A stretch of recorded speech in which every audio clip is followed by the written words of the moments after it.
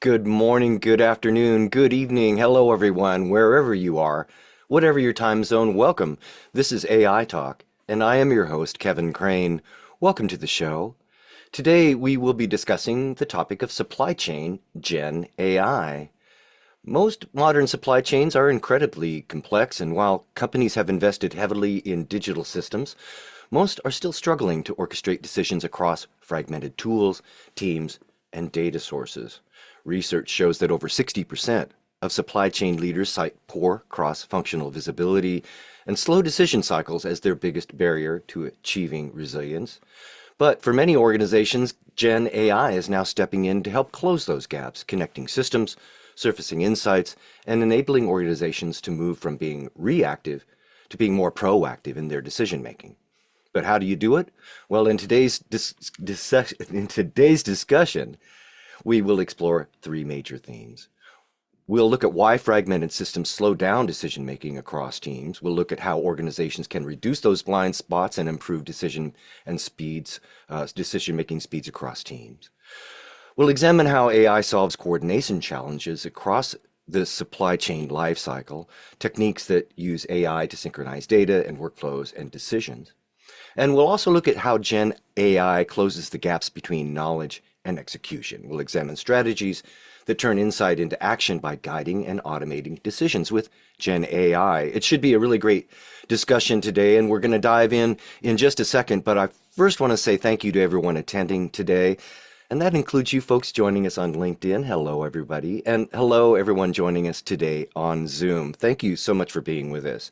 During today's discussion, look, I want to hear from you too. So I'd like to encourage everyone attending today to participate.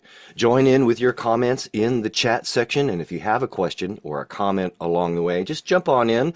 I will attempt to get some of your questions and comments into the flow of the show. All right, let's get to it. We have a full agenda today. So let's get to our great panel of guests, starting with Joe Moeller, Partner Solutions Engineer at Glean. Joe, are you with us today? Yes, good morning, Kevin. Good morning, Joe. Where are you calling in from today? Calling in from Cincinnati, Ohio. Cincinnati, Ohio. Well, welcome aboard, Joe. It is great to have you with us. Thank you so much. Also joining us today is Nanda Kishore, Vice President of Sourcing at Evoy. Nanda, are you with us? Hi, Kevin. Yes. Hello, Nanda. Welcome, welcome. Where are you calling in from today? Bergen, Norway. Norway. Very good. All the way from Norway. Thank you, Nanda, for being with us. We really appreciate you being here. Also joining us today is Nitin Murali, Vice President, Supply Chain Excellence at Gallo. Nitin, are you with us? Hi, Kev, and hi, everyone. Hello, Nitin. It's great to see you. Hello. Where are you calling in from today? I'm calling in from Modesto, California. Modesto, very good. Nitin, it's great to have you with us. Thank you so much for being here. And also with us today is Jeremy Garrett, President and CEO of Kinetic Vision. Jeremy, are you with us? I am, Kevin. How you doing? I'm doing great. Thank you, Jeremy. Where are you calling in from today? Well, it's pretty rare that I'm ever on a live webinar where there's someone else from Cincinnati, Ohio, but we got the Queen City being represented twice here. That is quite an accomplishment. We've got two of you here today. It should be a good session. Thank you, Jeremy. All right, gentlemen, it's great to have you with us. Thank you so much. I'd like to start our discussion today by pointing our attention to an article published by Supply Chain Management Review. The article argues that 2026 will mark a turning point where AI becomes central to supply chain why can't I speak this morning? Operations.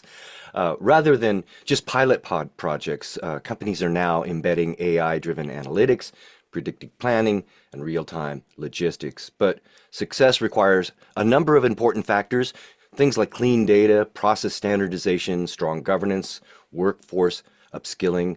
These are all important and difficult factors to include in our strategy. I'm wondering from the panel today what your thoughts on the article are and if it misses anything important. Joe, what are your thoughts on the article today? I think it hits a lot of really good points. I think, some of the things that it really calls out related to data and understanding data. First companies really need to just understand which data systems they have in place. What are the gaps that they're missing to make sure that they're going to be able to you know, move the AI transformation forward within their company. Without that data as a foundation layer, you really have nothing to build on. So I think there's really kind of a first step there in understanding what data systems are in place, how can they be connected together, and where should they be connected together? Because a lot of what's going to be coming, as a next step here are going to be agents that are working off of this data. And so the importance on having good data and having those systems is really going to be paramount. I think the other thing that really struck me is the knowledge gap and upskilling. I know there's labor challenges in the supply chain and logistics space, and so any way that we can accelerate the onboarding of new employees is going to be fantastically helpful, as well as just gathering that tribal knowledge of those that are there. And so I think those are very two key pieces of information.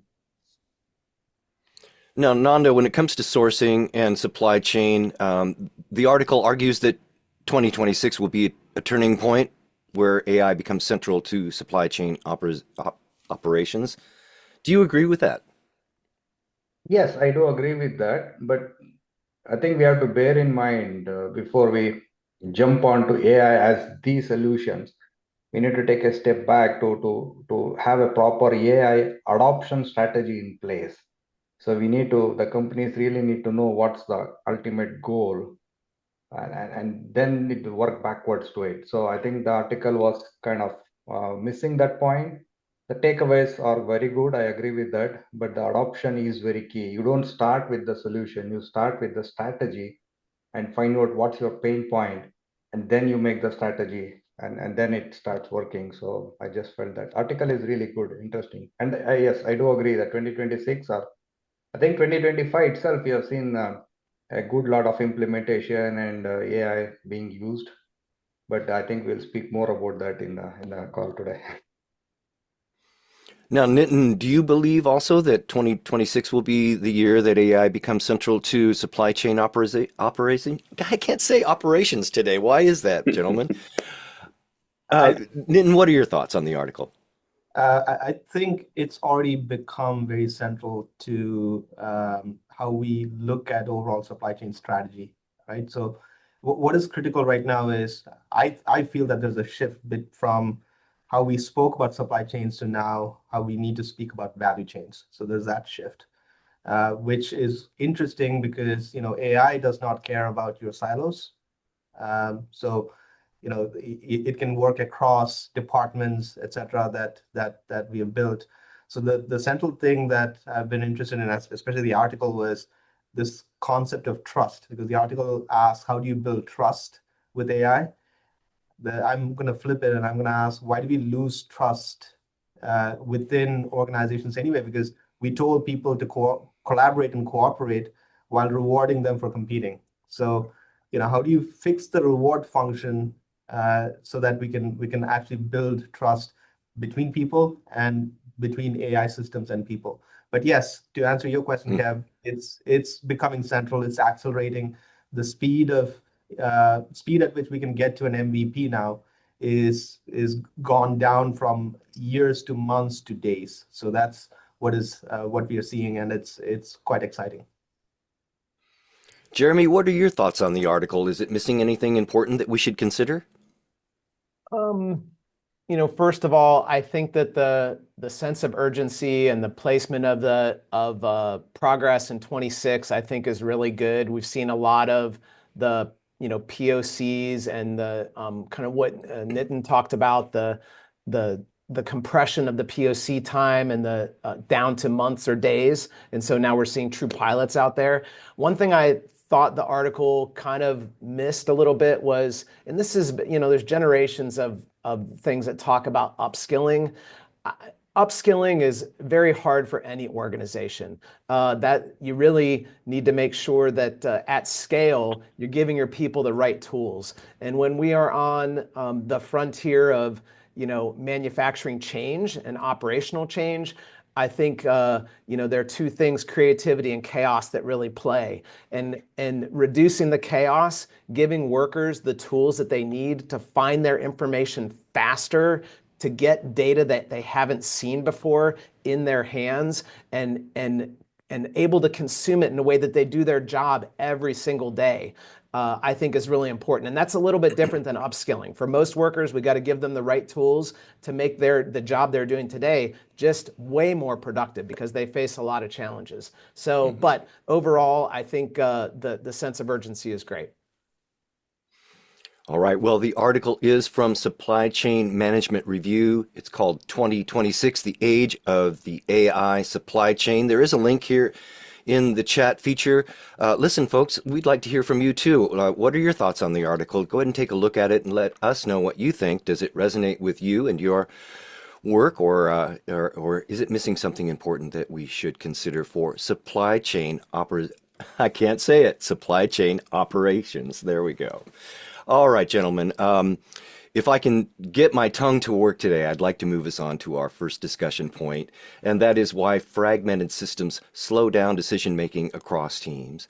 Studies show that supply chain teams often operate across 15 to 25 different connected systems or disconnected systems, leading to delays and inconsistent data, misaligned decisions. Joe, where do you see the biggest friction points created by fragmented systems in supply chain decision making today?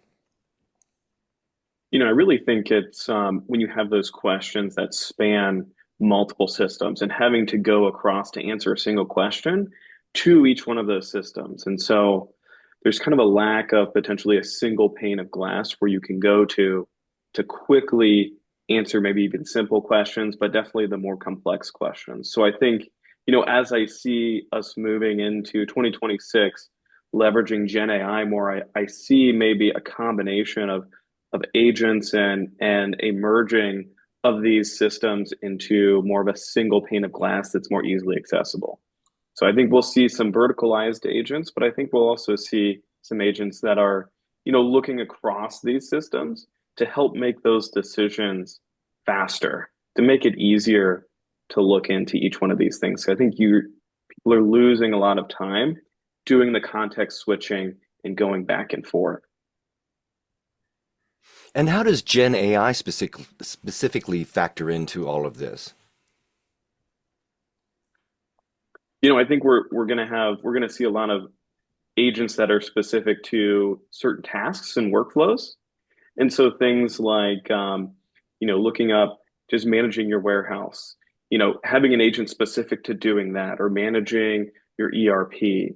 And so you're going to have orchestration of agents, but really you need to be able to also have something where you can go to that is a single pane to help with that orchestration. Okay. So I think that's where you're going to start to see. I don't think you're going to see a single agent that is managing everything. It's going to be verticalized specific agents.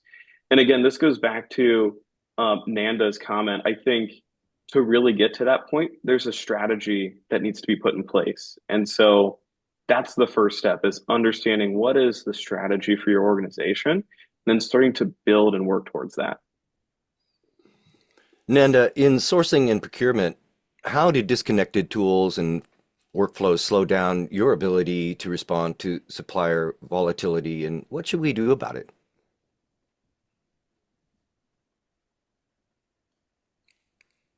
Nanda, did we lose you?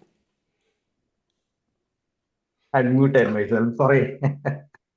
Yeah, I was saying, if you look at end-to-end supply chain and you sort of visualize this fragmentation, we are talking about mismatch between planner, a buyer, a logistics, and a procurement guy. So they're all looking at discrete set of data and taking decisions without sort of talking to each other. And then we say that it's going to slow down the decision making process. I think the key word here is process. The word, we always use the word process with decision making. We don't say decision making as an action. So the decision making is the result of a continuous chain of events and processes which has to happen on a real-time basis. So when you say it's slowing down, it's also comparative between a different way of taking the decision versus decision taken after the impact has realized. So, definitely whether we have AI we don't have AI, the fragmented data will always slow down your decision making process because the more time is spent on reconciling the data than actually acting on it.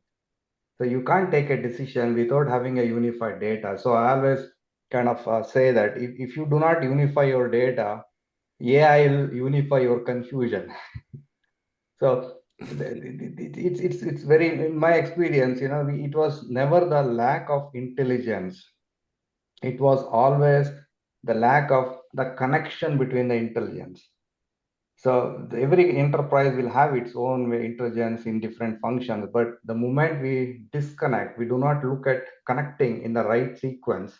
Sequence also is important, and that's what we are talking about in the current system. And when you look at connecting and then analyzing, and then you get a value for AI, because AI helps us reduce that gap in terms of making quick analysis and bringing things forward so that you can have it on a plane. As Joe mentioned, we're talking about a single layer of intelligence system with everything connected, so you can easily take the decision. So that is missing, and thereby your decision taking process, making process, is also getting slower and slower. The more data, the more slow it becomes. Nitin, how does system fragmentation impact planning accuracy, inventory visibility, demand forecasting, those kinds of things in a large supply chain like yours? Which processes are most vulnerable when teams can't coordinate their decisions quickly? It's a great question. I think when I think of fragmented systems, I think of fragmented systems as organizational silos encoded in technology. That's the way I think about it. Because we've built those silos by design, and then we act surprised when silos behave like silos, right? You've created demand planning, supply planning, sales, marketing, finance, and then we gave them objective functions that are also kind of not connected with each other. I think of Goodhart's law, which says when a measure becomes a target, it cannot be a good measure, right? So that's the thing that I think about.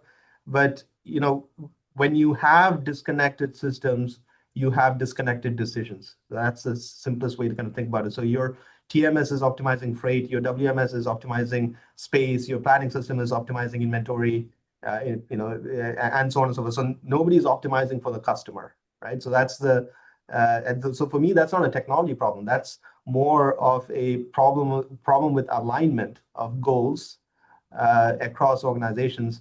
And the scary thing with AI there is that AI will amplify that kind of disconnect, if that makes sense.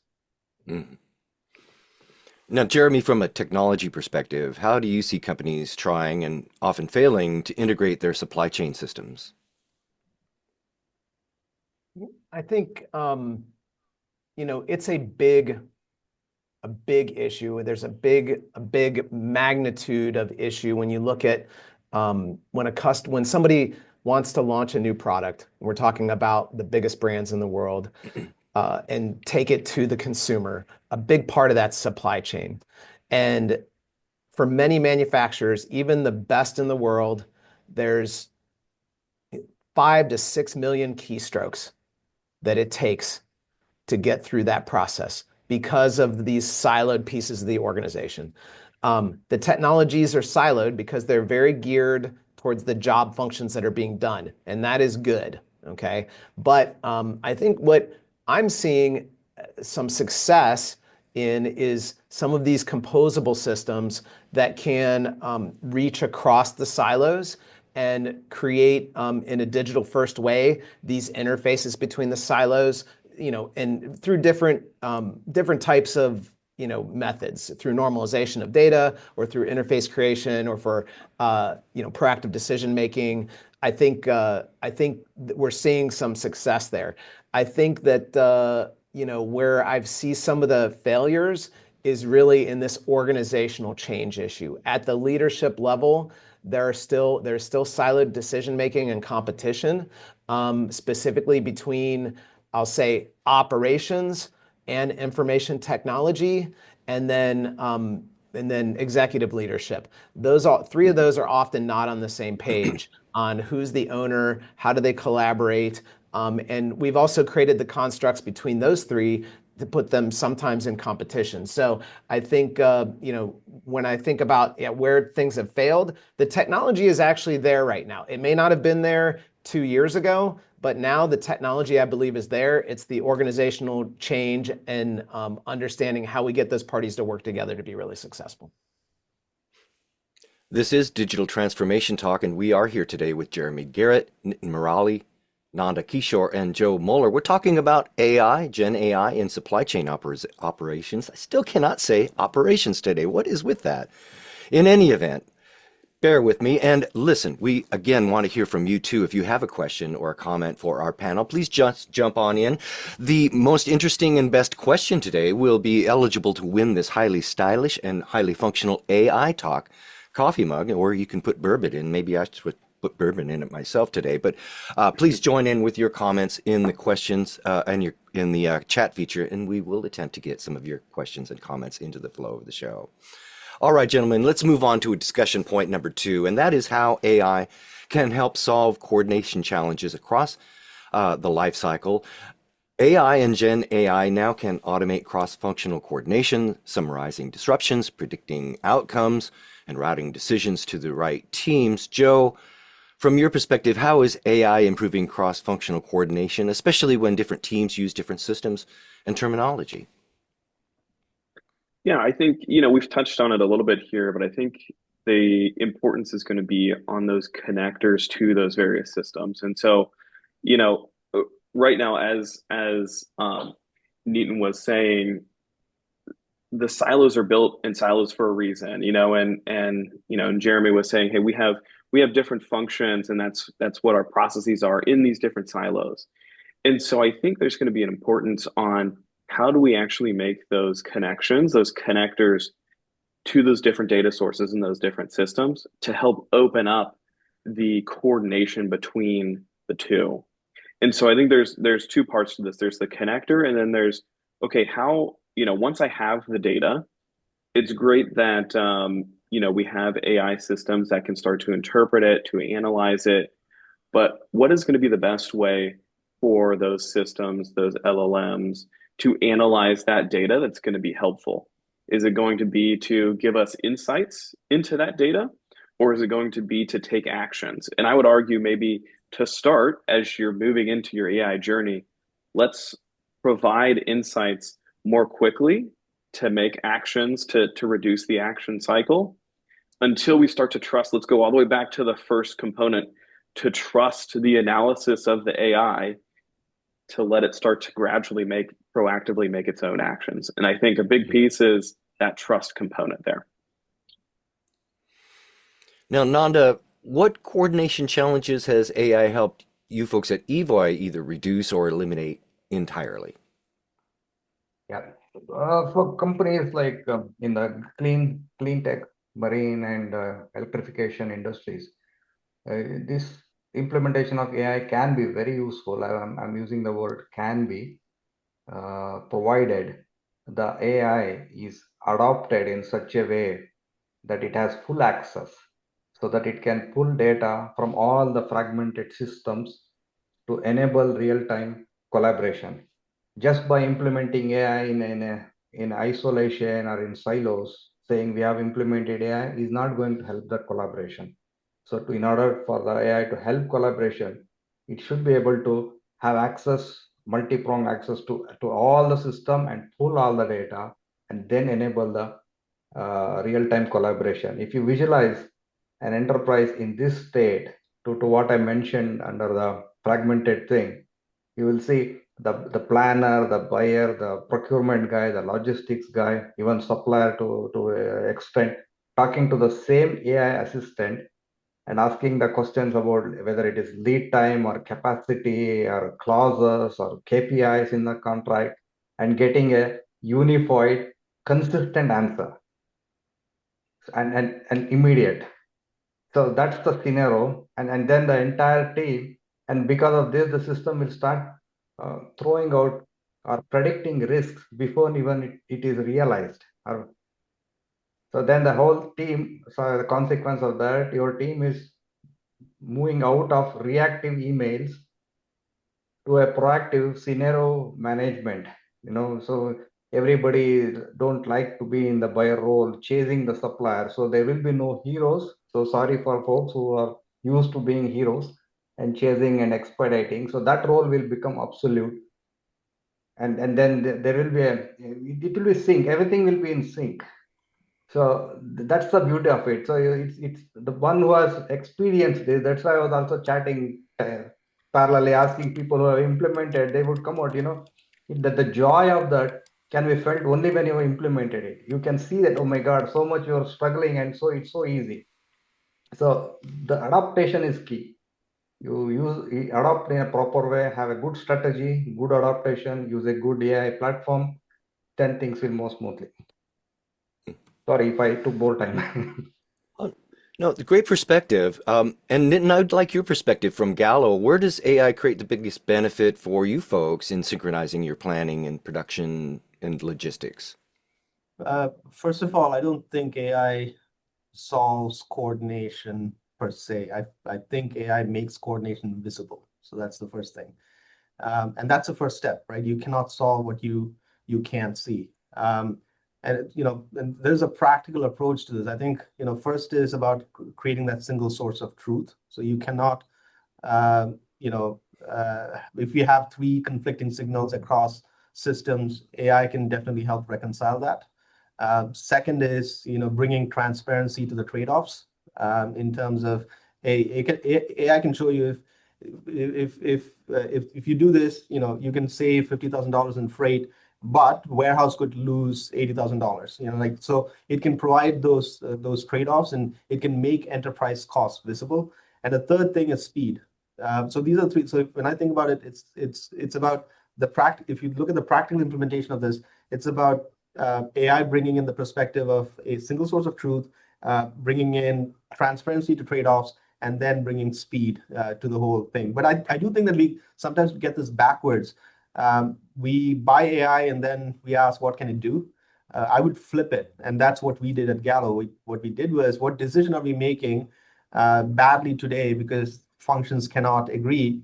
And that's your AI use case. So we kind of swarmed towards what decisions made the best cost savings, efficiency gains, productivity gains for us, and that was our starting point. So that also helps with adoption, by the way, because you have to then think, how do you bring people together in spite of these silos?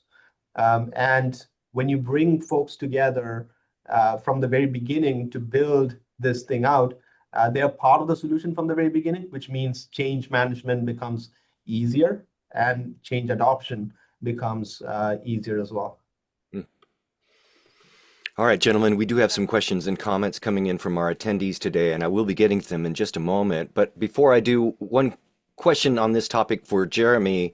Jeremy, what new AI capabilities are emerging that are important that we should be considering, and where potentially is AI still falling short, and what breakthroughs are still needed?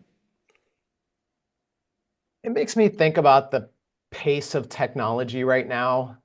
When I started in the area of simulation, it would take about a decade to get from an academic paper into a commercial product. And now it seems like it takes a month. And so I think there are, emerging technologies that get lost in the shuffle because we always want to focus on the newest thing. One example of that is I believe that GenAI has completely overshadowed intelligent vision. And intelligent vision is still an amazing tool to get data where data is almost impossible to get. Yet we're all focused on GenAI now. Now, GenAI is also very important, but what I would say is, like, as we're looking at adopting these brand new technologies, because they go from paper to product in a month, don't lose sight of the technologies that are now 2 years more mature than they were, right? And so that's what I would encourage leaders to do, is make sure that you have, the experience level on your team to be able to, understand the entire portfolio of technologies that are digital first and where they can each come in and solve a problem. And you have to get your problem statements. This, we need to get into AI or we're going to be behind stuff, needs to stop. We need to identify the problems, our biggest problems that we need to solve. We need to do some matchmaking. We need to go solve those quickly. That's where I would urge leaders to focus their energy. All right, everybody, we do have some comments and questions coming in from the audience. I'd like to open it up to the entire group, so please feel free to jump in if you have some thoughts. Now, this one's coming in from Jared. Jared, thank you so much for your contribution today. Jared says, much of the Gen AI conversation focuses on cost savings or automation. But in your experience, where does Gen AI in supply chain create new value and business outcomes? Other things like new revenue, more consumption, faster market entry. This is a great question. Does anyone have any thoughts for Jared? I have a quick comment. Yeah, first, Please, yes. thanks for the question. It's a very valid question, and I think it clears off a lot of myth. So Gen AI does not create savings by itself. So it reveals the savings we have been losing for years and accelerates the decision that capture them. So we spoke about fragmented system. So it sort of reduces the latency. It helps us making the decision faster. It helps eliminate some of the low level manual work done in at a cost in the companies. It improves the accuracy of forecasting. I've witnessed this very much myself. It reroutes the logistics and the routes in the transportation the best and optimal way, and that saves a lot of cost and time. So the thing is, it shows the way where we can work and reduce the cost, and it does it very accurately and in a timely manner. So that's why I said it's always keep going back to the AI adaptation, because I burned my fingers on that. So I want to express that adaptation strategy and actual adaptation is the key. And then you know why you're adopting it, then you can realize all this. It's like a torchlight, it's like a lighthouse. It shows you where all the places where you can improve. That's it. Doesn't bring in savings on itself. Yes, Well, it's an important point that Jared brings up. It's great to save money. I like saving money, but I also like to build revenue as well. I think it's an important perspective to keep in mind. Now, we have another question and a comment coming in from Zhao. I hope I'm saying that right. Thank you for your contribution today. On the first topic, I believe the analysis had an oversight. Indeed, systems and its modules work independently or with minimal interference, and that's the reason where there are multiple offline processes to align on discrepancies and provide a better picture of what's happening. AI would be beneficial to anticipate disruptive events in the supply chain that might affect customer, regardless of what the strategy is. Something like inventory management, real estate optimization, so forth. Interesting perspective. Does anyone have any thoughts for Zhao? I can maybe jump in. I think, AI can definitely anticipate the disruption, but anticipation without aligned response is just a notification. So your organization still need to be ready to respond to whatever AI brings to be as a highlight, right? So you have to make sure that there's alignment, and that alignment is what determines whether you act or just watch things happen. So AI can see around the corners, but if your organization argues about which way to turn, then you still hit the wall. That's my perspective. I also had a perspective on the previous topic. So I agree with what Nanda said and how you framed it, Kev. I think cost savings for me is where a lot of companies start, but value creation is where confident companies go. So there's that pivot towards value creation, which is super critical. And there are specifics there, right? Which is one is speed. Again, I mentioned it earlier. So for example, new product introduction just used to take months of planning alignment. AI can actually compress that. First to shelf wins. So that's revenue, not savings. There's a second aspect around availability. Every stock out is lost revenue, and you may or may not recover that lost revenue. And AI actually can make sure and ensure that you put the right product in the right place at the right time. So that's not, Mm, again, efficiency, it's sales capture.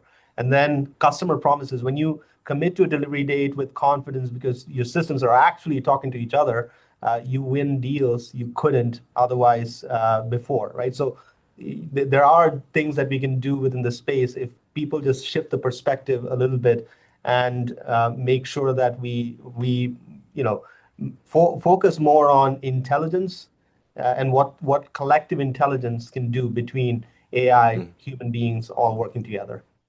All right. Now, And I Jeremy, did I think miss one of Nitin, your comments? Yeah, Jeremy, please. Oh, sorry. Yeah, I had a comment on the revenue side. I think, generally when we think about manufacturing, the revenue side is driven by research and development and new product launches and Mm, product changes. And then the cost side comes in on the supply chain side. When you're trying to take something and move it to market, there's a lot of additional costs built in there. And what we see is that 1% of revenue or 5% of EBITDA can be recaptured using digital first methodologies, and 80% of those digital first methods are going to be driven by AI. And but I would say, a concrete example is, through looking at data in warehousing for one particular customer, we found through just analyzing how they were slotting and what were some of the compliance issues and some of the performance of their equipment, we were able to increase their inventory with a very simple change by 25%. Now, why is that important? Most of the time, it's not a big deal. This was a soft drink manufacturer. But for 2 months out of the year, they were sold out of one of the top 10 soft drinks in the world. And when you're sold out, you need more inventory buildup. So that allowed them 2 months out of the year to increase the revenue for that particular soft drink by 25%. That's a pretty huge number on the revenue side. So even in supply chain, where we're very focused on recurring costs, you can make decisions that drive greater revenue. Joe, what are your thoughts?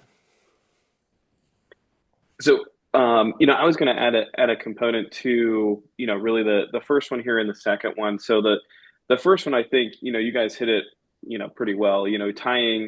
Tying speed of decision making to ROI and revenue, and then also tying what a look back of what we learned and where there are opportunities to improve revenue. And so it's kind of like making actions, taking action quickly, making decisions quickly, but also understanding there's an optimization component to it, as Jeremy was saying. So I think those are two areas in which Gen AI can help and drive value and revenue.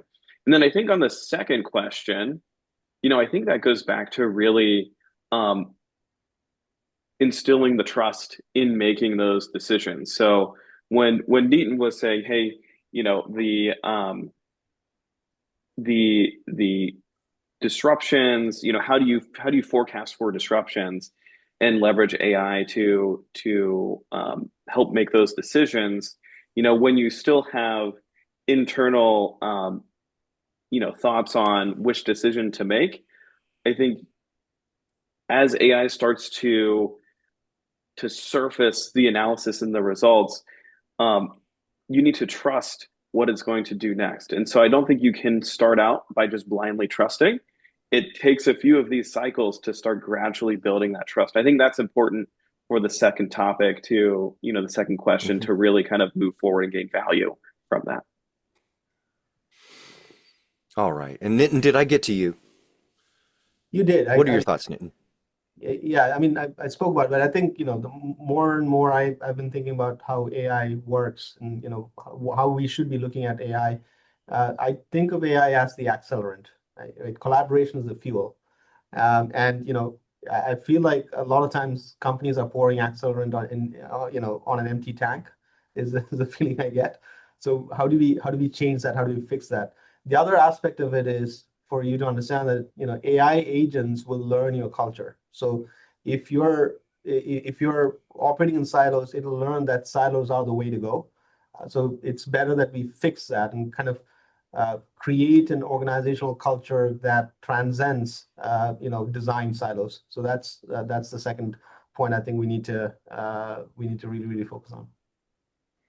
And I think just to Oh, build on that, one last thing then is I think AI should be able to, as it's cross-functionally connected to different data sources, whether they be these structured data sources or unstructured things like documents and the SOP documents.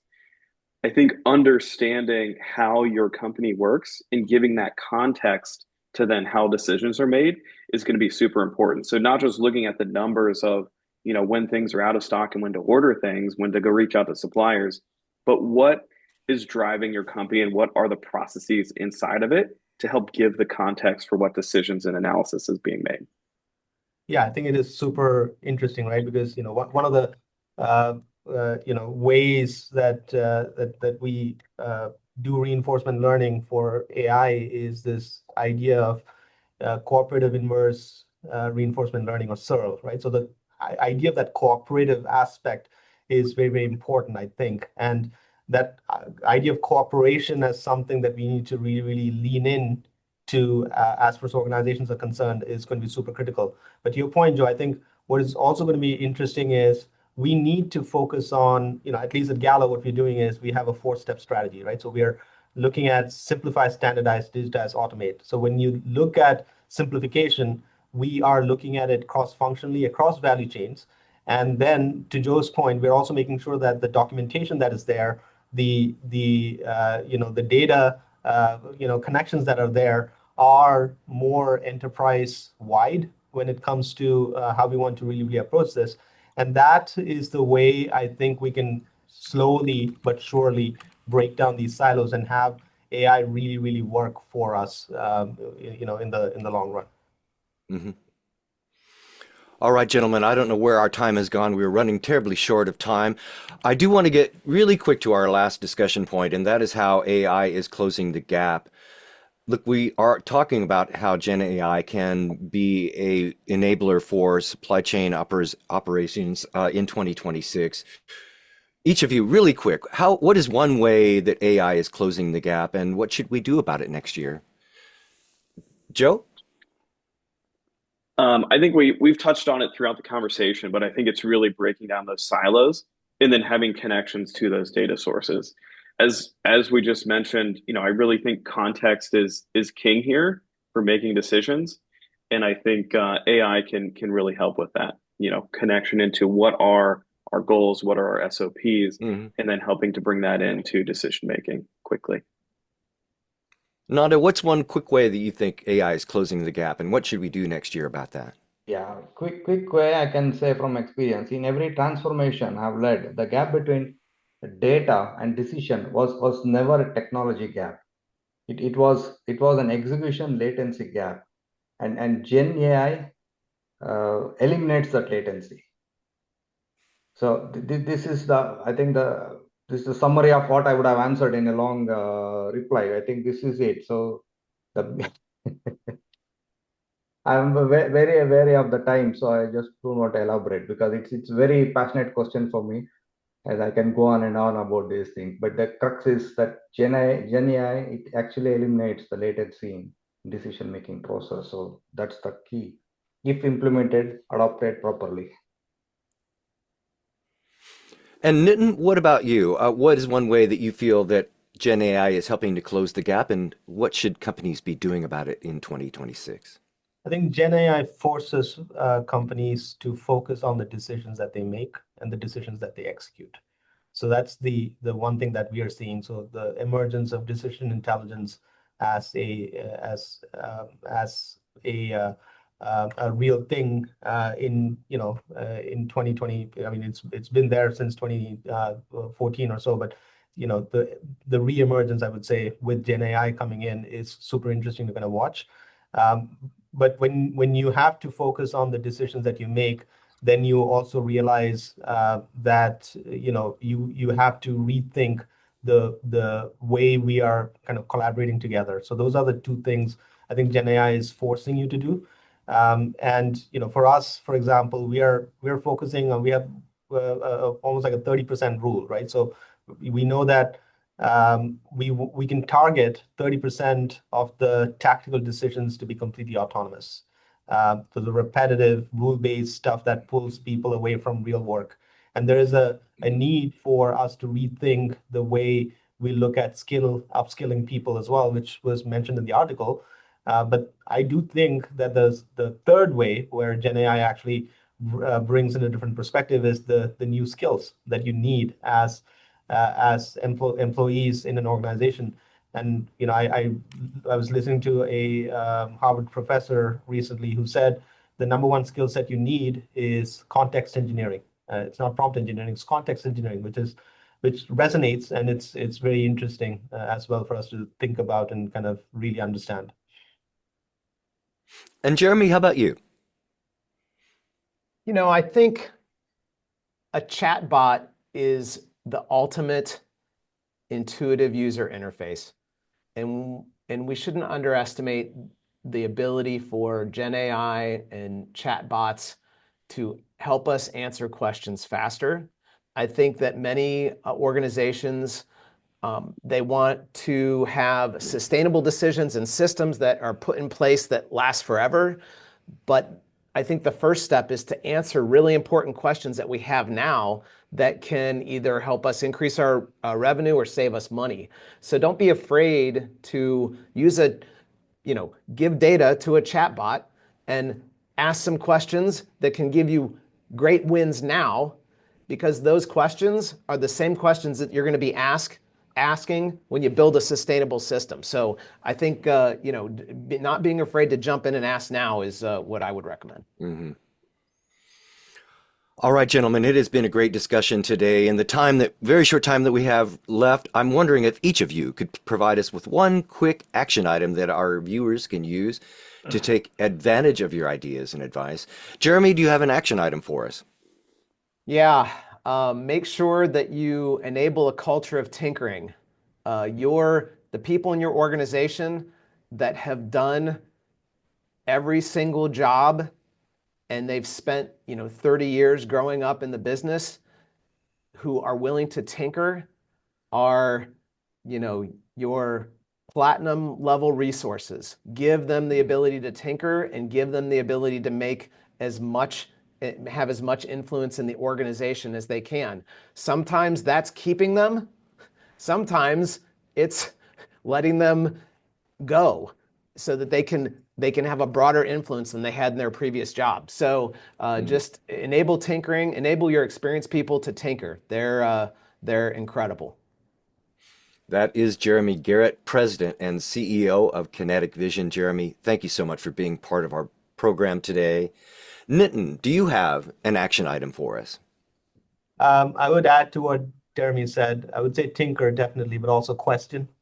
Tinker improves the machine questioning, make sure that you have the right machine. So I think, but it's about that. Yeah, the main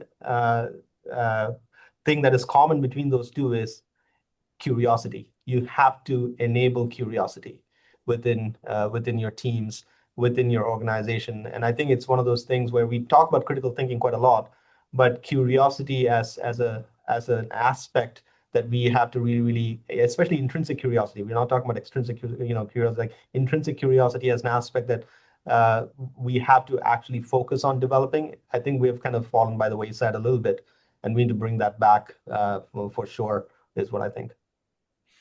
That is Nitin Murali, Vice President of Supply Chain Excellence at Gallo. Nitin, thank you so much for being with us today. Nanda, do you have an action item for us?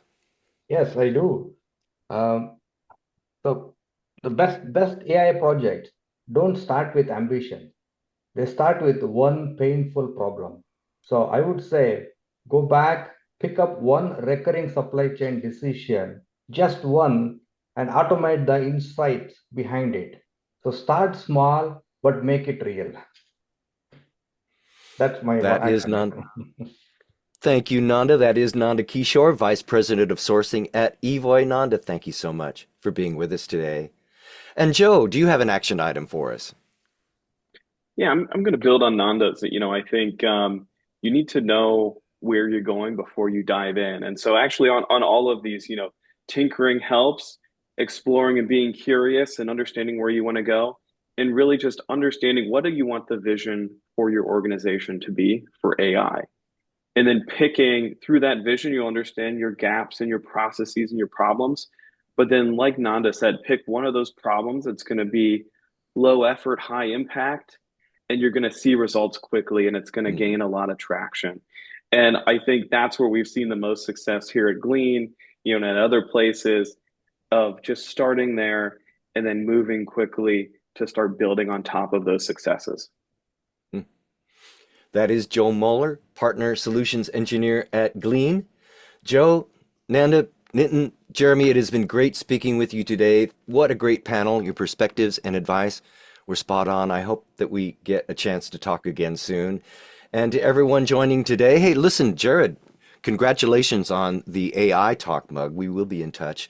But thank you, everyone, for joining us today. And thank you, Zhao, and the rest of you for your contributions. Listen, join us again next time after the first of the year on January 13th, when we have another great panel of guests discussing scaling AI tools into your key processes. That should be another great discussion. And in the meantime, if you'd like to connect with me, you can do so on LinkedIn. I'm happy to connect there. Check me out. I'm Kevin Crane. And you can check out my weekly audio podcast, the Digital Transformation Podcast. But for now, that'll do it for this episode of AI Talk. And until next time, I am Kevin Crane saying thanks for watching.